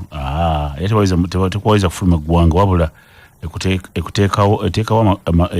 amakubo amatuufu osobole okulaba nti ogenda ebweru obeeko byokola. Gavumenti era eyongera okukolagana n'amawanga amalala mu kyombo kya Buwarabu ne Bulaaya okuteekawo okulaba nti wabeerawo emikutu gye bawuliziganya osobola okugenda okukola ofune. Naye bwanga olina obuzibu bonna bagwa nti bakutulugunya baki genda ku misensi yaffe genda ku embassy yaffe gye ziri gy'oba ogenze. So bayita Exodus okusomesa omwana kirabo ekisinga ky'osobola okuwa omwana wo. Twala omwana mu Exodus College School. Exodus College isomesa abayizi arts and sciences ya abalenzi n'abawala kuva senior mpaka senior y'omukaaga. Bongera kutegeeza nti Exodus College eno ly'abawala n'abalenzi balina laabu nnungi ebimizanyo babikolako babitwala ddala nga bikulu. Exodus College balina computer lab ne library ejjudde obulungi, essomero ggazi bulungi okusobozesa omwana okusoma obulungi wamu n'okwenyigira mu by'emizannyo. Osomesa abakugu ddala. Twala omwana ono ewandiise bawandiisa abaana era baga nti okuwandiisa abaana kwa kutandika mu Desemba. Ekikulu okuwandiisa abaana kutandika mu Desemba. Exodus College isangibwa Wakiso ku Hoima Road kilomita 4 okuva Wakiso mutaani kumanya ebisinga ku besimu 0700 43 7 oba 0392 94 29. Lions Club ya Kampala East nga waliwo ne Main Hospital ya Eye Department bakwanjulira lusisira luno lw'amaaso ku Sunday yakolina kuzunguzi 20 ero ziri 19 yenkya makumi ya ku St Jude Catholic Church enaggulu ku ssaawa 3 musahali tinambogondo zowulidde w'Emmengo musawo w'amaaso olusisira luno lwa bwereere era lw'abantu bonna abakulu n'abaana ebinaakola mu lusisira luno lwankya 2 yenkya ligenda kubeera baga nti bajja kubeera ku St Jude Catholic Church enaggulu bagenda kukola ki bajja kulaba okukebera amaaso agajjudde okujjanjaba amaaso wamu n'agageeta kagalubindi okulongoosa ensenke okusomesa ku bulwadde bwa sukaali okukebera pressure okugaba endokwa z'emiti n'ebirala bingi. Lions Club Kampala East we serve. Council so mu dakiika emu olw'obudde ne bakama bange bateese kati eky'abaana bwe bakwata ekisumu ekyo kyeraliikiriza kiri mu mateeka. Nemba njogera eddakiika emu ku court martial ngera nsaba bannaffe be tuli nabo mu nkyukakyuka eyo court martial gye mutwalamu ne balooya ffe twagisookamu ne road mayor ne alaka si kooti era sirabangako mu nsi yonna wadde Korea wadde wa Saddam wadde wa Gaddafi gye baali basibidde looya mu kooti agenza okuwolereza omuntu basiba road mayor n'alaka ng'ate be balooya bagenza okola ki okuwolereza bali nembalaba nga bali mu kaguli n'abasibe bagenza okola ki okuwolereza. Kati mu ngeri eyo amateeka agemulowooza okusoma sebo twagasoma ne tugasomesa ne tugagolamu kirina okusuka ku mateeka. Kakati balooya ababadde bakiikirira bali gurupu yagenze nega nti abo tetubamanyira tetubaagala ate ne bafuna bana ababasibye be balooya baabwe. Kakati awo gye bayita political reality gyoyogerako bulijjo political reality abadde bawolereza abasibe baagaye ffe tetubamanyi ababadde babasibye kati be babawolereza. Kakati awo gye bayita political reality kyova olaba nti abahamas balwanagana n'abayisirayiri naye ku bikyukatagana ku bulamu bw'abantu by'abasibe era nti bateesa bafulume banaakola ki bwe banaafuluma. Kati eyo amagezi gaba gasusse mu gafu ag'abalooya ne gadda ag'obuntu awo si kulya mu nsi oba mu banna olukwe ekyo tuno kimanyanga bannabyabufuzi kubanga olibwaga nti ate awo tufunyawo obululu toyinza kufunira obululu ku musayi gwa munno awo sebo walina obuzibu toyanza sebo nanyini mufu sebo mulunsi bambi tasanyusiza Lord Mayor yeka olwaleero nakusanyusiza nagasanyusiza njawo mutuma agende kavule yalinga wafenyo ebintu bya people power twabizimba na musibambi ono golaba era ne sente ze seba kubino abalekano obulekanye kibayita people power twakizimba na nsibambi ono ne sente ze kati ngenda nenda bano baje balekana bekana sibambi yavuddewa kakati olwokuba kintu yakizimba bali beetaaga amagezi najja wano nenjogera ng'omusajja omukulu nzisiri wa myaka 3 kulumedi hazi ne myaka 5 kati waliwo bye tuyisemu ng'obimanyi abayisirayiri mu kuteesa kwabwe nga bateesa ne Hamas basaba ne bagamba omukulu w'amaaso oyo gwe baakatta Sinwa vaayo tuwa abantu baffe bewakwata naawe tukuwe paasi ogende Egypt tugenda kukiriza n'alema kakati mufu weweteeka mu mikono gy'abalabe bo abaana bo najja nembaga tokkiriza abaana baffe kusigala mu mikono gy'abalabe baffe bagenda kuvaayo ng'olulimi lwe boogera tokyalutegeera era bagenda okuvaayo nga boogera bintu omuvuka oyo sitali simumanyi oyo eba yesanya yayogera ebigambo oli ng'ali mu kaguli ng'ayagala kukuba omusajja akulya kooti naye kati ate bye yayogedde nga sibuulira mukulu Medi nayogera ebigambo nayogera nti tutesindi gavumenti tujeyo abaana baffe nga byenjogera mbimanyi nali nsinzira ku bintu bina ekisooka nali nsinzira ku baana baffe bwe bakwata ekalangala ekibinja ekimu abakulira nuupu ne bateesa n'abasirikale amanya gaabwe nga manyi ne bwe bayogera nabo mu gavumenti mbamanyi ne bajjayo Edi Mutwe ne bajjayo Nubiyaniri ne bajjayo n'abalala ne balekayo bano aba bangi bamulaba kati abafunye ekizibu babalekayo babakwata ekalangala nali manyi nti bali bateesa bano ne babajjayo nali manyi nti mukulu Nsibambi yateesa nange nze kennyini nze abaana abange babasiba ne babatwala e Kasijjagwe bakuba emigo mizibu ne babolekeza Kitalya okubajjayo nateesa buteesa abamu kati bampulira awe Kasijjagirwa nga sisobola kulekayo bantu bano betwakola nabo ne politics abakazi baabwe bamala emyaka 4 babazaalemu abaana baabwe tusange nga n'okusoma tebasoma nga ffe tugaa nti kakati toyogera na gavumenti tewaliyo muntu mukulembeze mukulu Medi amanyi byakikulembeze agamba nti toyogera na mulabe wo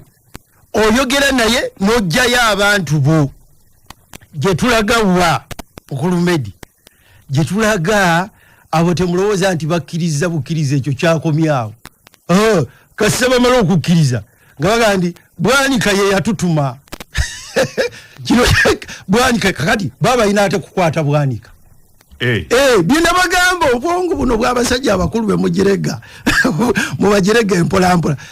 kasita bakkiriza awo abali abakkiriza kasita bagaa nti ffe tukkiriza gino emisango twagikola kati ekiddako bagenda kuwandiika statement zaabwe bwe wali okola omusango guno ng'oyimiridde n'akulabye emmotoka ng'ebwatuka kiki ekyaliwo ali yakutuma oge nti Bwanika yali ayimiridde wali awo kalaba akabaalaako Bwanika yali ayimiridde okumanya nti yali ayimiridde aga nti mukebere essimu yange ku lunaku olwo oba teyankubira ku saawa bweziti ate olwo Bwanika tebamunonye kakati abanuupu ab'okukwata bennyini bagenda kutandika butandisi ebyo bigenda kubeerawo kubanga mwefuula abagezi mu kintu kye mwali temumanyi politics mwakamugjamu fe abamumazeemu ekiseera tubabuulidde ekyokukola mutuvumye mwogedde buli kye mwagala kakati muli mu makungula mugenda kukungula kino kirabagana gano makungula gennyini okudaala sebyange mbyogera okudadde 88 edakiika ziri 8 zokka zibayo okuwera essaawa 6 bwana tekikuzitoweredde okugamba nti nopo eri mumakungula tokinze kyetonda ekyo njogera ku bakulembeze bano bali mu makungu omanyi mu abantu bawana omwagala bintu biri straight bali genda kwogera ebibuliriza abantu toyinza ganti bali mu makungula siogera basibiddwa abakulembeze ba nuupu bali mukumbula siogera bali abasiba ze nayagala okubajja mukulu kwagoliroya toyina kyewakola ebibyo wamwagendanga okubagira naye zinabaga nti ekkubo lyendaba eritutaasa kwe kugenda okunegotiate nga tubajjeyo naye bano abakulembeze ab'emputtu ab'amalala abo bemuyitambo b'amaanyi ngenge bibogera tebabitegeera kati gweno gemba kungula gaabwe famire z'abana abantu omwana mwamulabye wali ng'ayogera mu bulumi obw'ekitalo naye nga byayogera tetayina ngeri najagenda kubijja baliro za nkutaasa okuwetonda kubakulembeze bano katonda singa ababonereza n'obabonereza bobenyini kubanga bano abantu b'abantu be baagira ne babasiba emyaka gino gyonna katonda yali badde abonereza n'ababonereza galawo sebo kimpitiriddeko kyekikuyitiriddeko wale towulira ebigambo mbiwulidde nze mugambye nti mbadde nkusaba weetonde nti mungu yali badde ababonereza abakulembeze abakatuliki balina kye bagamba akabonero ak'okungulu akalaga enneema etalabika akono okalabye ajja mu PFF okobye galawo tugende so gwe nga looya olina abantu 36 olina abantu 36 program lwakuba eweddeko naye njagadde nnyo mbawulirize mbawe n'omwaganya keesi eno bagiguse nga we batubuulira n'otubuulira nti mu kuteesa kuno owaayo ki kubanga mu nteeseganya wabayo give and take njagala ntegerekake bulungi nti sigamba mmwe ebyammwe naye ngamba ebyange kati nze njagala kulowooza ayina abanga 36 mbadde njagala kuwuliriza nnyo ngambe bwe ŋŋenda kugamba nti nno abantu bano mbagambe abantu baffe aba FDC aba PFF FDC muteese bagenda kuwaayo ki oli abatatasaeki yateesa ne bali yawaayo kyakubulira simanya nti ekyo kye simanye abedi akubulire ayagala baweeyo obudde singa babaddeyo obudde kyagadde ffe twawaayowakigendera ku modo yaffe waki otekawo bibyo ffe twali tuteeseza Kyagulanyi yajjayo nobiyaniri yajjayo Edi Mutwe yawaayo ki mbuuza nze yateesa nawaayo ki nze sagadde kugenda kwa nze njagadde kulowooza kubange kuba mubadde mutu wa modo kakati ekirala ekya general court marshal eyo musibambi kyayogeddeko nze bansibirayo n'alakanga bwagambye era nasalawo siridda mu general court marshal nga looya nensigala nenga kale nja kuddayo ng'omulabi ng'abeera mu audience oba surety nenzirayo nga surety bwe ndaddayo nga surety okweyimirira general Sejjusa nga wayiseyo myaka mingi kuba bansi ba 2-5 naye wayitayo myaka mingi oba kwata general Sejjusa luno ng'avudde ebweru ne bamutwala mu general court marshal ne ŋŋendayo ng'agenza okumweyimirira bwe ntuukayo Levika Ruhango omugenzi nambuuza ze kuyimirira general Sejjusa nti gw'oliranka namba ki gwe oli foster general omanyi ovunanyizibwa bwa surety nti kumukakaddemu oyina obuyinza gwe obukaka foster general akomewo wano fuluma kooti yange fuluma okuva olwo kakati twagenda mu kooti nengamba katugende mu kooti tukyalennyinga general court marshal eno musango gwakabaziguluka Medadi muganda nge nga yakulembeddemu nga ffenna tulinga ttiimu Lukwaga Company Advocates ne tufuna judgment negamba nti general court marshal eriwo bwe terina buyinza butraininga buwozesa abasiviliani tebulina ne bagamba bajulira abo bakiwanuka keke n'abalala kakati point eriemu nti omumenyi w'amateeka ng'oyo ne bw'oteesa naye oba okina kyozza omumenyi w'amateeka afaanana bw'atyo era mumbeere baamukwata wano ne bamugamba tukuwadde beiru naye baasigala bamusibye nakati mu bw'obusinga bwe musibe n'abalala singa tubadde n'obudde obufaanana we butyo so tuli mu matigga era mpunzikira kino nga ŋŋamba solution siyansi bambi nabwanika ye yayiza akasema kadde eruwa yonna yalundiddwa obwo president wa Uganda Law Society yayiza akakolati bank tables kubanga twali n'ensibambyo n'omumbere gwayogedde nako ow'ekitiibwa omumbere omusinga abantu bonna abafulumye negotiation utaasa omumbere yasigala musibe kuteesa omumbere bateesa n'abantu b'ekikumi bafulumye mu kuteesa n'abantu b'ekikumi bafulumye mu kuteesa nakati tugende ku bank tables tukole ekintu kya bank tables bazikuba Medi mu lutalo abalwana entalo waliwo kye bayita fighting a stupid war sivumye naye mu lutalo kyaluzungu nti oba ffenna tufe then wangudde ki so kitegeeza nti tugamba nti let's fight a stupid war oba batuwangule kasita bali tujjukira mu bukola ki mu byawandiikibwa teri kirina muwendo actually n'omuwendo tegumanyiddwa freedom eddembe ly'omuntu terina price terina muwendo fe okubeera eno nga tutwala abaana ku masomero nga tukeera ne tuvuga emmotoka nga tukeera life negoyinga nomo ng'eri ali mu kaduukulu gwali ebweru tolina moral authority kubuuza ye mu kuvaayo tufunyeemu ki ye avuddeyo afunye freedom nti ajja kutandikirawo okulabirira family ono gwe basse omupalestine senga abapalestine ne bagamba nti teri kuteesa emyaka gino gyonna basobodde okusustaininga olutalo luno because oyo omu baamuta n'apulaninga so basobodde okulwana ennaku ki emyaka gino gyonna probably singa baagana nti oba mumusibe olutalo singa baalubawangula dda so n'olwekyo nze kyeŋŋamba nti kikyamu okukozesa abantu abalala tugende nti let them fight for our freedom boka babasibe boka bafe abaana babwe generation kegaana okusoma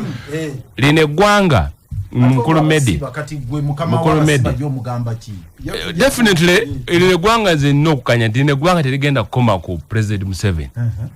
we must continue to fight for freedom abo abayingiddeyo paka ebiseera ebirala bibirikola ki webirijja terusobola bakufula sacrifice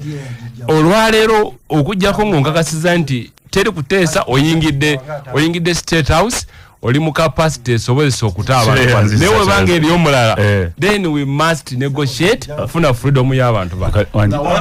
buuza mukulu Kyagulanyi ali ku treason bamukwatira ggulu nga ffenna gyetuli ye passport ye agifuna atya okutambula ng'atambula ensi yonna eyo negotiation etagenda mu bano balala yangeri ki kooti esobola okuddiza passport bw'oba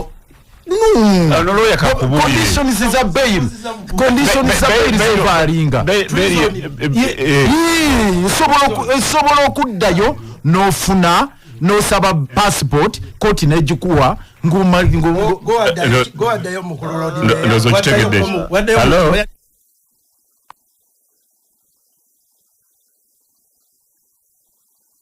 Charles Rubinga mbera namuŋoona abakulu mbawulidde naye nze nsooka okwebaza Lord Mayor Lukwago kubanga bambi akoze ogugwe ekyamazima bana Medi njagala okubuulira mukulu Lukwago agezesaako byonna obikola ebbaluwa aziwandiise naye ng'abantu babuulira nga tebafaayo nnyo hello Sajja wa Kabaka Medi Nsereko sebo webale tuweereza mukama wange yangu atulabe erinnya lyange Salongo Sekalala nga nzidde Butaaya abakulu mbalamusizza bonna Lord Mayor webale byokoze byonna naye Lord Mayor njagala okubuuza kiteeza abaddewo buli kimu kibaddewo amazima ga Katonda mu Lord Mayor obaddewa ate ng'oli mu kibuga babuuza jjo obadde Lord Mayor kyezinga waali hello muganda wange wabera mu KCCA wangi webale kuweereza ssebo galawo ssebo nze munna kibiina kya national ombazira James Drive omutokutengera stage wali wa kibiina ki national unity platform NUP ssebo olina kwogerera mu create page maybe tufunira obutategeera bulungi bintu minisita wa Kampala emabegaka omwamukyazizza n'avaayo n'agamba bamubuuziza ebibuuzo n'agamba bamubuuziza ettaka ly'abaani kati ettaka bannannyini lyo likyali lyabwe. Ate bwe yamaze n'agamba nti nno twafunye investor mu Naggana agenda okukulaakulanya ettaka eryo. Investor mu Naggana agenda kukulaakulanya ku ttaka eritali lirye. Bwe teeba nti ekintu ekyo emabega waakyo waliyo ekirala. Tweyanzege. Hello. Mukulu Medi webale kuweereza w'ekitiibwa. Asiri wa kitiibwa ssebo. Ono Uganda nagamba Fred munnakitundu okuva Mawokota South. Ssebo. Nze njagala okutegeeza abakulu bebale kuweereza. Naye ebigambo Council Yusuf Nsibambi byayogera. Wano yagula ostitwesije mu kalulu akawedde ne batukubira emigo ku lukolo katono batutte. Kati ali mu kugamba ku CBS nti yalwana nnyo okujjayo abaana nga kigamba no government ye yapanga. Ajja kujjawo mukasa mulonzi wo mukama weeyo. Hello. Ami Medi Nsereko Sebuliba. Wanje. Sebo kali kuweereza ggwanga Uganda n'Obuganda. Wagula osia kuba abantu omulidde Nsibambi. Wandi owulidde ebigambo ebyo naye ndowooza kuwaayiriza kasita kanso waali anatunyonnyola mu ggwanga lino bannange. Taata Jona nga bulijjo ndi mwogezi wa Honorable Minister Princess Pacis Namuganza. Enkuwulidde ku makya. Museveni gwepagira ogutali musango. Naye tukkirize tugaane kyannaku nnyo kyannaku ddala okuba nti emyaka ena abaana abaakwatibwa bali mu kkomera bavunda. Ate ne bamala okuteesa bagamba bafunye enteeseganya bajjayo ate mutandise gamba nti kakati ate bagenze owa Balamu yabaguze. Bwe mbanga mwe mwateeseganya n'Obiyaniri ne Edi Mutwe ne bannabalala ne bavaayo. Lwaki ku ky'abaana bano bo balina musaayi gwa bbulu n'olwekyo ffe twebaza Minisita Balamu abaana okuba nti yabajjayo yabanunudde ende. Toyanze tusibule wamakota Yansebonze nsibula gwagula osina ku bantu ensonga kati ngeyo mbuye banagamba ye bani nze sajja Mawokota kufuna mulimu najja buweereza era nze bwe mwogera sijja kujjeyo ti mbegayirira mbasaba bulu nasaba buweereza kwana lini somesanga nino mulimu era ebyange byenjogera nebyenkola mbikola mbye kisajja kikulu kati nagamba oyo ejendi wa mkyana Kawuki njagala muwulire alime kweraliikira sajja Mawokota kusaba mulimu najja mu buweereza era nze ebintu byange byenkola sijja bikola nti bwe banayogera kiri nibakola kubanga nalina omulimu ng'omusomesa. Toyanze sebo muna geno linyenyanja. Medi nze nkulembera abantu ab'omu bizinga abamu abali mu nvuba embi bangi babakwata FPU eteeka nga liri clear nti bw'anaagenda eri ajja kusiba oba emyaka 4 oba 5. So tukubira ba FPU oluusi ne tutuula noga nti yes kiza yaziza omusango oba naye musonyi wakole ki afulume. Otherwise singa tetwagenda mu negotiations singa agamakomera singa gajudde bantu bava mu bizinga. So negotiation kya mugaso nnyo ekitegeeza nti owanguddwa naye oba wefunye omukisa okubeerawo olunaku olulala osobola okukola plan B. Tugereba ne mawulire sebo nze manyiddwa ndi muwagizi w'ekigambo okuteesa okujjayo abasibe ab'ebyobufuzi era ekyo twalwawo nnyo kyekireetedde n'abaana bano okubaga kati nti baate kati bagenze mu biwandiiko singa twakikola nga bwe twakola ku Edi Mutwe bwe twakola ku Obiyaniri eyakulembera negotiation ezo yali mukulu Robert Kyagulanyi Ssentamu. Bwe naakomawo wano bw'oli bonzikiriza nja kuwulira nti baayogera noono be baayogera nabo baali ba gavumenti. Kakati bwandika bwe yajja wano ne musasagambisa yayogera bonna temujjanga mu byabufuzi bye mutategeera. Ebyobufuzi tebabyawukanye na kigambo kibayita kuteesa. Olwo otaddewo kulwana nti buli kimu mugenda kubeera mu kulwana. Abantu b'abantu abo mutusaasire kuba bakyala baabwe babazaala mudde abaana tebasoma embeera efaanana bwetu tewali asobola gisanyukiramu. Sagala kwongera kwewako obujulizi bwo wewako obujulizi anti kati wewako obujulizi wendi nnyo. Medi jasi kigambo kimu bibiri ekisooka nti byempulidde wano n'ebigenda maaso eggwanga lyaffe twekaabireko kubanga bw'obanga yakusiba yakugamba nti kkiriza omusango nkute actually yeroyawo kati yeroyawo yagamba nti kkiriza nti yakuwandiikira ne bino nti wazza guno ne guno byonna prosecutor ye judge ye yeroyawo ye buli kimu eri eggwanga kyovula babaloya nabo abali frustrated bagambye naye katukole kinaffe katulonde sema kadde akube ku mmeeza kube banga de table sembayo just twasookedde akasemberayo ddala message egenda wa muganda nge kyofa togabye kabuye we nakaseke we nakaseke mwana wa mwanyi empyajja kiriza diru y'omugana yayise jite wajiye yayise kiriza diru we yikebe yise yayise speaker we yakubira wawano